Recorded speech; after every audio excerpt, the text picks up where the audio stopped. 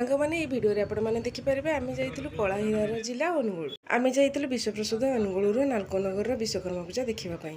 ସହର ଭିତରେ ରାସ୍ତାର ଦୁଇ ପଟରେ ବହୁତ ସୁନ୍ଦର ମୂର୍ତ୍ତିମାନ ସଜା ହୋଇଥିଲା। ଆମେ ଦେଖିଥିଲୁ ମହାତ୍ମା ଗାନ୍ଧୀଙ୍କର ଦାଣ୍ଡି ଯାତ୍ରା ଆଉ ତାପରେ ଦେଖିଥିଲୁ ହାତୀମାନଙ୍କର ଏଇ ମା ଝିଅଙ୍କୁ।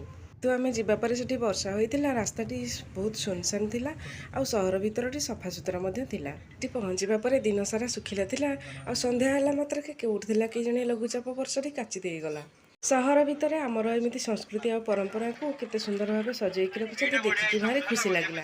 ଏତେ ବର୍ଷା ହେଉଥିଲା ଯେ ଗାଡ଼ି ଭିତରୁ ବାହାରିକି ଟିକେ ଠାକୁରଙ୍କୁ ଦର୍ଶନ କରିବା ପାଇଁ ସୁବିଧା ହେଲା ନାହିଁ। କିନ୍ତୁ ଯାହା ବି ହେଉ ଏତେ ସୁନ୍ଦର ଭାବେ ସଜା ହେଇଥିଲା, ଦେଖିକି ଆଖି ଲାଖି ଯାଉଥିଲା। ସେଦିନ ଶେଷ ଦିନ ଥିଲା ଆଉ ତା ପରଦିନ ଭସାଣି ଥିଲା। ଅଦିନିଆ ଲଘୁଚାପ ଯେତେ ହେଉଛି ହେଉ ପଛକେ ଆମର ପୂଜା ଦେଖିବାର ଅଛି ମାନେ ଆମେ ଦେଖିବୁ। ରାସ୍ତାର ଦୁଇ ପଟରେ ପାର୍କିଂ ହୋଇଥିଲା ଦୁଇ ଚକିଆ ଯାନ ହେଉଥିଲା ବୋଲି ଆମେ ସବୁତକ ପୂଜା ପଣ୍ଡାଲ ଗାଡ଼ି ଭିତରେ ବସିକି ଦେଖିଲୁ।